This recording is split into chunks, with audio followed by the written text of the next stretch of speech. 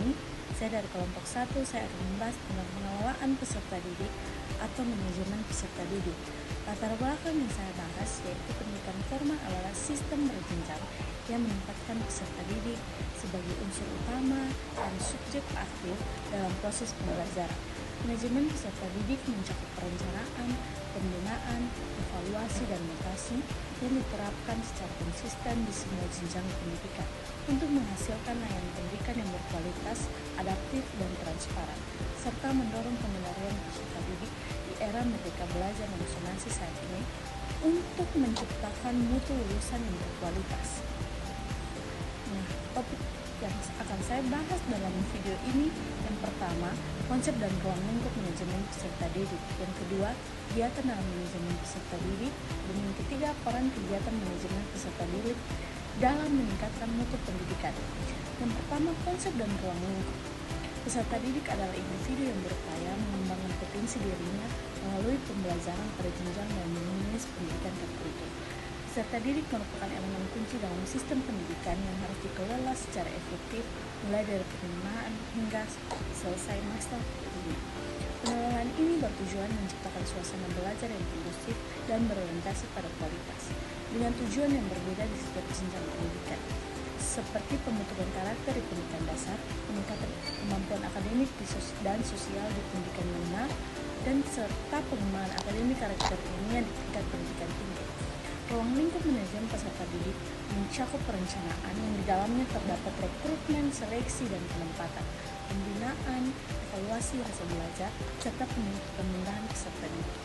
Dengan penyesuaian disesuaikan jenjang pendidikan, manajemen peserta didik juga meliputi pelayanan kebutuhan khusus seperti bimbingan, kesehatan, dan kesejahteraan.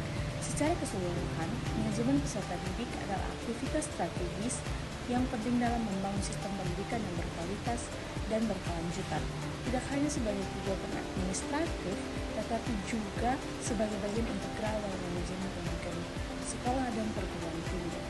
Nah, kegiatan-kegiatan dalam manajemen peserta didik.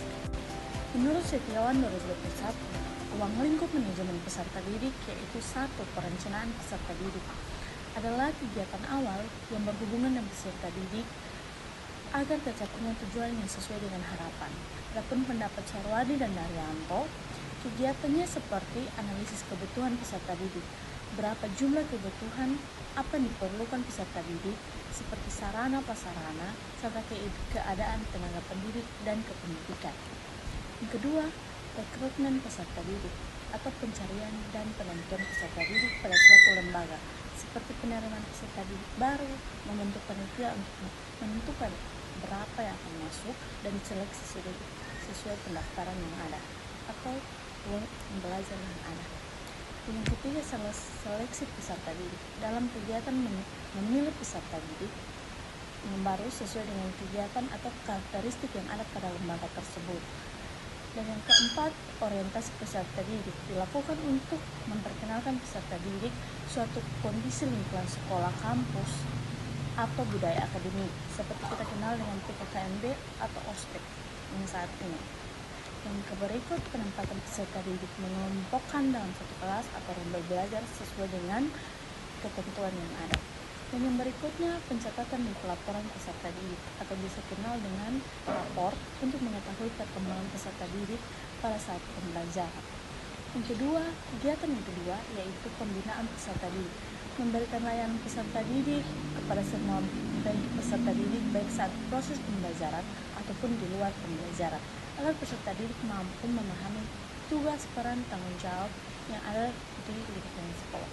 Kegiatan tersebut bisa berupa OSIS, pramuka, PKL, minat dan bakat, serta 5S, salam, senyum, sopan, santun, dan sapa, dan pendidikan karakter yang ada di lingkungan sekolah. Yang ketiga, evaluasi peserta didik. Evaluasi tersebut adalah kegiatan menilai dan mengukur tentang peserta didik sejauh mana dia memahami materi dalam pembelajaran dalam kurun waktu tertentu, baik dalam satu semester atau satu kelas yang ada pada jenjang pendidikan tersebut. Dan evaluasi tersebut apakah kita mengetahui pembelajaran dapat mempengaruhi kegiatan peserta didik dalam kehidupan sehari-hari. Dan yang terakhir, mutasi peserta didik. Mutasi ini kita bisa lihat perpindahan peserta didik secara internal maupun perpindahan ke luar sekolah. Biasa kita kenal dengan mengikuti orang tua yang sedang berpindah tugas ke tempat yang lain.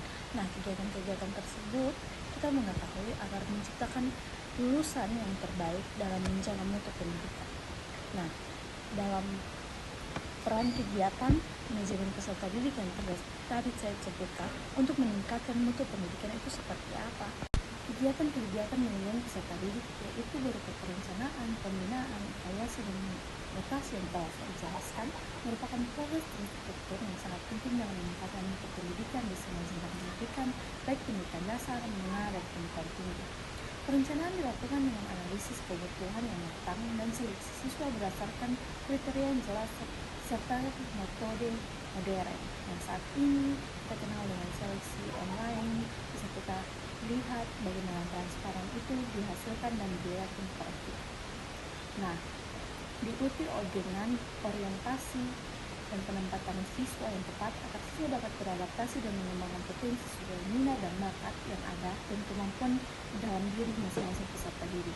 Pembinaan fokus pada pengembangan karakter, kedisiplinan, kesehatan, dan konseling. Sedangkan evaluasi rutin dilakukan untuk memantau kemajuan akademik peserta didik maupun non-akademik, guna untuk memperbaiki proses pembelajaran serta mutu lulusan yang akan dihasilkan.